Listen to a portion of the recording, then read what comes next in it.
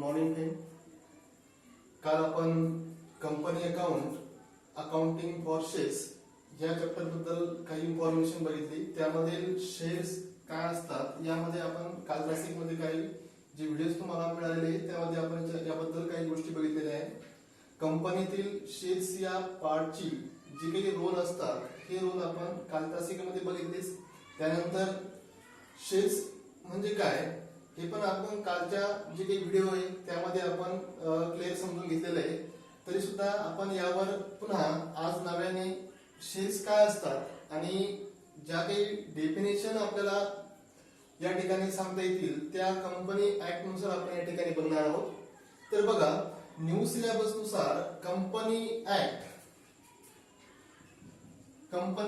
2013 and Company Act 1956. Company act 2013 and Company Act 1956 company कायदा 2030 नुसार आणि त्यानंतर कंपनी ऍक्ट 1956 नुसार जनरली शेअर्स म्हणजे काय हे आपल्याला या ठिकाणी बघायचंय. तर जनरली बघा की कंपनी कायदा 2013 नुसार जर बघितलं तर कंपनी कायदा काय सांगतो बघा, a shares is not a sum of money, it is a measure by a sum of money. Generally company मधील या शेअरचा रोल काय असतो आणि बेनिफिट काय असतो आपल्याला याच व्याख्यातून आपल्याला क्लिअर होणार आहे. तर बघा काय सांगितलं जातं की a shares is not a sum of money, की काय भाग हा काय एक प्रकारचा पैसा नाही, परंतु त्याची जी काही व्हॅल्युएशन आहे हे आपण काय करू शकतो तर पैशात करू शकतो. यालाच आपण काय म्हणतो तर शेअर्स असं म्हटलं जातं. लक्षामध्ये, a shares is not a sum of money, it is a measure by a sum of money, is called as shares. भाग. आता जनरली बघा कंपनी ऍक्ट 2013 नुसार आपली ही व्याख्या या ठिकाणी क्लिअर झाली आहे आणि कंपनी ऍक्ट 1956 नुसार जनरली कंपनीच्या भाग भांडवलातील नॉर्मली स्मॉल पॉइंट्स किंवा स्मॉल कंटेंट्स, याला आपण स्मॉल कंटेंट्स लहानात लहान जो हिस्सा किंवा घटक असतो इज कॉल्ड ऍज शेअर्स. तर जर या दोन्ही डेफिनेशन किंवा मीनिंग्स नुसार आपण या ठिकाणी शेअर्स हा पार्ट आपण टीच केलेला आहे. आता बघा या शेअरचा कंपनीमधील नेमका रोल काय असतो हे पण आपण या ठिकाणी लगेच क्लिअर करून घेणार आहे. जनरली बघा ज्यावेळेस कंपनी असे शेअर्स इश्यू करत असते तर इश्यू करत असताना कंपनीकडे जे काही होल्डर्स हे शेअर्स परचेस करतात, म्हणजे कंपनी इश्यू करते आणि जनरली होल्डर्स काय करतात तर हे शेअर्स काय करतात परचेस करतात. आता या ठिकाणी आपण लगेचच त्याबद्दल थोडक्यात एक पॉइंट नुसार आपण शेअर्सची थोडक्यात माहिती करून घेणार आहे. तर बघा या ठिकाणी जो होल्डर असतो हा होल्डर आणि या ठिकाणी तुमची कंपनी. बघा जरी तुम्हाला अगोदर सांगितलं कंपनीची जनरली काय असतात तर ते एम्स असतात किंवा जी काही फायनान्शियल पोझिशन असते किंवा अदर जी काही जिम्मेदारी असते तर यानुसार कंपनी काय करत असते तर बघा यानुसार कंपनी तिचे काही जे काही शेअर्स असतात हे ती इश्यू करत असते. मग इश्यू करत असताना या ठिकाणी जो हा व्यक्ती पर्सन जनरली काय करतो कंपनीकडून हे शेअर्स परचेस करतो, म्हणजे कंपनी या ठिकाणी इश्यू करते आणि हा व्यक्ती त्या ठिकाणी तो परचेस करत असतो. म्हणजे थोडक्यात सांगायचं ठरलं तर शेअर्स हे आपण परचेस पण करू शकतो आणि त्यानंतर सेल पण करू शकतो. मग आता कंपनी ज्यावेळेस असे शेअर इश्यू करते तर या ठिकाणी हा होल्डर त्या ठिकाणी ते परचेस करत असतो, हे लक्षात ठेवा. मग आता या ठिकाणी ज्यावेळेस हे परचेस करतो तर त्याने काय परचेस केलं तर या ठिकाणी त्याने परचेस केलं काय तर ते शेअर्स केले. म्हणून या व्यक्तीला आपण एक नाव देऊ, त्याला म्हणतात आपण शेअर्स होल्डर. शेअर्स होल्डर म्हणजे तो असतो एक प्रकारचा भागधारक, हे लक्षात ठेवा. कारण त्याने या कंपनीचे काही शेअर्स काय केलेले परचेस केलेले, म्हणजे त्याच्या नावाने ते शेअर्स आता या ठिकाणी कंपनीमध्ये आलेले आहे. मग आता ज्यावेळेस हा व्यक्ती काय करतो तर असे शेअर्स कंपनीकडून परचेस करतो तर कंपनीकडून परचेस केल्यानंतर त्याला कंपनीमध्ये एक प्रकारचं एक एक प्रकारचा एक घटक त्या ठिकाणी तो तयार होत असतो किंवा एक प्रकारचा कंटेन्स या ठिकाणी तयार होत असतो. मग ज्यावेळेस तो कंपनी शेअर्स इश्यू करतो आणि एक प्रकारचा तो कंटेन्स या ठिकाणी तयार होतो तर त्याला त्या कंपनीमध्ये काही अधिकार आणि काही हक्क प्राप्त होत असतात हे लक्षात ठेवा.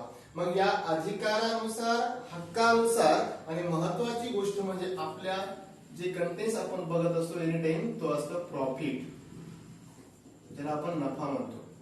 तर या प्रॉफिट नफ्यानुसार अधिकारानुसार आणि हक्कानुसार त्याला त्या कंपनीचे जनरली कंपनीमध्ये ऑलरेडी हक्क प्रदान झालेला असतो आणि याच अधिकारा हक्कानुसार जनरली या शेअरचे काही टाइप्स पडत असतात. हे कधी पण लक्षात ठेवायचं. मग हे टाइप्स आपल्याला आजच्या तासिकेमध्ये महत्त्वाचा जो पॉइंट आपला जोच होता की शेअरचे आपल्याला काही टाइप्स या ठिकाणी बघायचे आहे आणि हे टाइप्स आपण का बघायचे तर आपल्याला थोडक्यात सांगायचं ठरलं की जनरली कंपनीमध्ये ज्यावेळेस हे शेअर्स येतात त्यावेळेस याचं कन्व्हर्ट जनरली त्या कंपनीतील शेअर्स कॅपिटल मध्ये होत असतं, म्हणजे ते थोडक्यात भाग भांडवलामध्ये होत असतात. आता या ठिकाणी तुमच्या थोडक्यात एक पॉइंट तुम्हाला कन्फ्युजन झाला असेल तर कोणता बघा. तर या ठिकाणी शेअर्स आणि शेअर्स कॅपिटल म्हणजे काय हे पण नॉर्मली आपण या ठिकाणी लगेच बघणार आहोत. शेअर्स कॅपिटल हा घटक खूप महत्वाचा आहे आणि शेअर्स पण हा आपल्यासाठी मोस्ट इम्पॉर्टंट पॉइंट आहे. आता बघा शेअर्स, पहिले आपण शेअर्स बद्दल भरपूर बघितलं. आता या ठिकाणी आपण शेअर्स कॅपिटल पण बघणार आहोत. बघा शेअर्स कॅपिटल, शेअर्स म्हटलं तर भाग असतात आणि शेअर्स कॅपिटल म्हटलं तर भाग भांडवल असतं.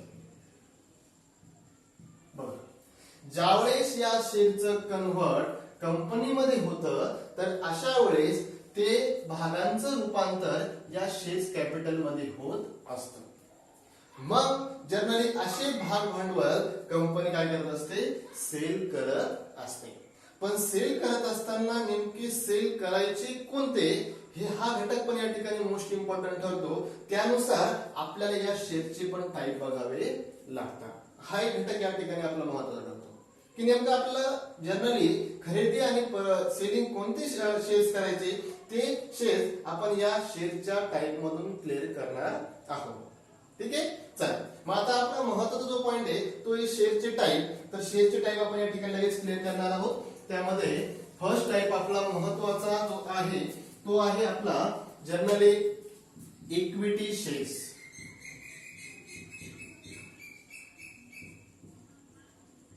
इक्विटी शेअर्स फर्स्ट टाईप आपला इक्विटी शेअर्स आहे. आता इक्विटी शेअर्स म्हटलं काय तर इक्विटी शेअर्स म्हटलं तर याला म्हणतात समता भाग. समता भाग, अजून एक वर्ड आहे ना सामान्य भाग आणि अजून एक वर्ड आपण वापरतो त्याला म्हणतात समहक्क भाग. ओके, आता हा एक फर्स्ट टाईप. सेकंड टाईप तुमचा प्रेफरन्स शेअर्स.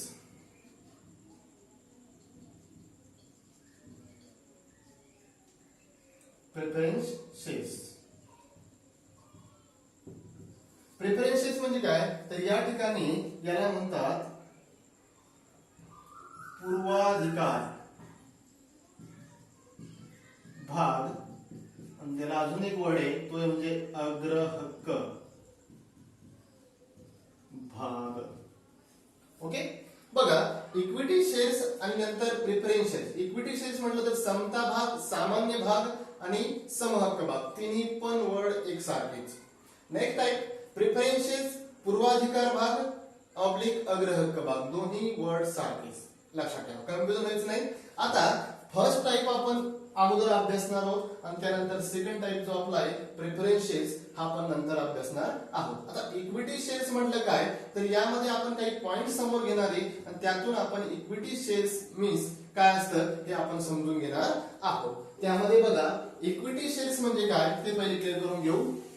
तर बघा इक्विटी शेअर्स म्हणजे काय तर the shares which not preferential is called as equity shares. म्हणजे काय बघा this shares is not which not preferential shares is called as equity shares. Preferential म्हणजे काय तर पूर्वाधिकार नाही, पूर्व अगोदर ज्यांना अगोदरचं स्थान नाही, जे कंपनीमध्ये ज्या वेळेस ते येतात त्यावेळेस त्यांना जनरली कंपनीच्या जे काही आपण डिसॉल्युशन म्हणतो, विसर्जन होतं, त्यानंतरच त्यांचं जे काही स्थान असतं ते जे असे जे शेअर्स असतात तर ते इक्विटी शेअर्स असतात. म्हणजे थोडक्यात बघा, which shares is not preferential is called as equity shares. Is that point clear? Then generally बघा या ठिकाणी इक्विटी शेअरचे आपण काही जनरली पॉइंट्स या ठिकाणी घेणार आहे आणि त्या ठिकाणी आपण इक्विटी शेअर्स काय असतं ते आपण या ठिकाणी समजून घेणार आहोत. त्यातील फर्स्ट जो पॉइंट आहे तो पॉइंट म्हटलं तर जनरली आपण या ठिकाणी वोटर ज्याला आपण म्हणतो मतदान. Second dividend. थर्ड रिडंबर.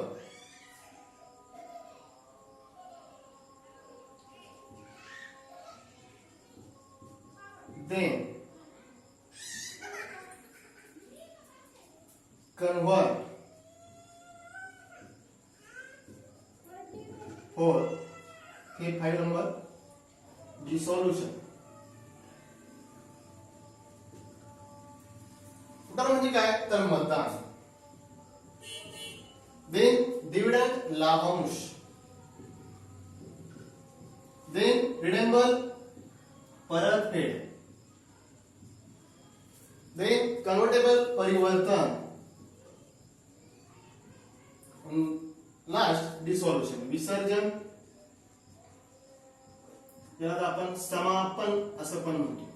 आता बघा इक्विटी शेअर्स याबद्दल आपण जे काही महत्त्वाचे जे 4 ते 5 पॉइंट बघितले यातून आपण इक्विटी शेअर्स काय असतात हे लगेच क्लिअर करून घ्या. तुम्हाला अगोदरच मी सांगितलं which shares is not preferential is called as equity shares, की जे शेअर्स पूर्वाधिकार नसतात म्हणजे थोडक्यात जनरली कोणते शेअर असतात तर ते असतात समभाग. काय म्हणतात आपण त्याला? समभाग शेअर्स असं म्हणतो आपण.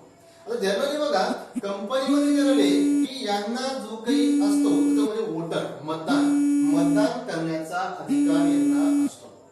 असे कोणते शेअर तर ते इक्विटी शेअर्स. म्हणजे थोडक्यात यांच्या मतदानाने कंपनीचा जो काही संचालक मंडळ असतो किंवा संचालक असतो हा निवडून दिला जातो. ओके. दे डिव्हिडंड. तर डिव्हिडंड म्हटलं तर काय तर लाभांश. कंपनीच्या किंवा कंपनीला होणारा जो काही प्रॉफिट आहे या प्रॉफिटवर अशा शेअर्स होल्डरना आपण लाभांश देतो. थोडक्यात डिव्हिडंड हा घटक आपण नंतरच्या पार्टमध्ये समजून घेणार आहे, पण या ठिकाणी थोडक्यात तुम्हाला मी समजून सांगतो की डिव्हिडंड म्हणजे काय. कंपनीला होणारा जो काही प्रॉफिट असतो असा प्रॉफिट की जनरली कंपनी या प्रॉफिटवर या शेअर्स होल्डरला काय करत असते काही लाभ देत असते, थोडक्यात लाभांश देत असते, त्याला आपण डिव्हिडंड असं म्हणतो. मग अशा शेअर्स होल्डरला जनरली जो काही लाभांश असतो तर हा लाभांश घेण्याचा अधिकार आहे, परंतु कसा तर तो फिक्सेबल नसतो. थोडक्यात काय अस्थिर असतो. काय अस्थिर असतो. दरवर्षी त्यांना फिक्स नाही की एवढाच लाभांश कंपनी देईल किंवा देणार नाही, याला आपण डिव्हिडंड असं म्हणतो. म्हणजे थोडक्यात इक्विटी शेअरला जो काही डिव्हिडंड मिळणार असतो हा फिक्स नाही. हे थोडक्यात फिक्सेबल आहे. तर रेट जो असतो तर हा फिक्स नसतो, हे लक्षात ठेवायचं. अशा होल्डरला आपण काय म्हणतो तर इक्विटी शेअर्स होल्डर पण म्हणतो आणि अशा भागाला आपण इक्विटी शेअर्स असं म्हणतात. ठीक आहे. थर्ड पॉइंट रिडेम्बर परतफेड.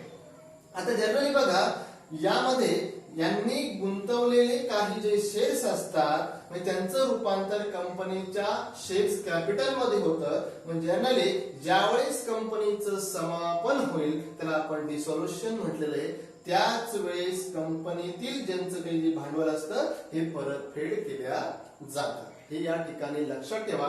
असे जे इक्विटी होल्डर असतात म्हणजे इक्विटी शेअर याला आपण इक्विटी शेअर्स असं म्हटलं जातं. ओके. त्यानंतर नेक्स्ट पॉइंट कन्व्हर्टेबल परिवर्तन. आता ऑलरेडी यांचंच अडी याला आपण समता भाग किंवा सामान्य भाग म्हणजे समभाग म्हणजे कंपनीमध्ये जे गुंतवत असताना हे 50-50% मध्ये गुंतवतात म्हणजे सारख्या प्रमाणात हे गुंतवलेलं असतं, म्हणून त्यांचं परिवर्तन कोणत्याही प्रकारे कोणत्याही पार्ट मध्ये होत नाही. पण या ठिकाणी मी का घेतला तर परिवर्तन केव्हा होतं आणि कधी होतं हे तुम्हाला मी नंतरच्या चॅप्टर मध्ये समजून सांगणार आहोत. ठीक आहे. आणि शेवट डिसॉल्युशन विसर्जन तर जनरली विसर्जन म्हटलं तर काय, तर समापन. कंपनी ज्या वेळेस संपुष्टात येते किंवा संपते अशा वेळेस यांचं भांडवल म्हणजे कोणाचं भांडवल, तर इक्विटी शेअर्स होल्डरचं भांडवल हे काय केलं जातं, नंतर परत केलं जातं. मग कंपनीमध्ये होणारा जो काही प्रॉफिट असतो तर हा प्रॉफिट हे जनरली 50 म्हणजे समप्रमाणात वाटून घेणारे हकदार असतात. तर कोणते, तर इक्विटी शेअर्स. देन दुसरी गोष्ट, कंपनीला होणारा प्रॉफिट, काय, कंपनीला होणारा प्रॉफिट हे जनरली काय करतात, हे आपसात आपल्या आपल्या रेटना काय करतात, वाटून घेतात. हे कधी पण लक्षात ठेवायचं. असा जो पार्ट आहे हा तुमचा इक्विटी शेअरचा पार्ट आहे.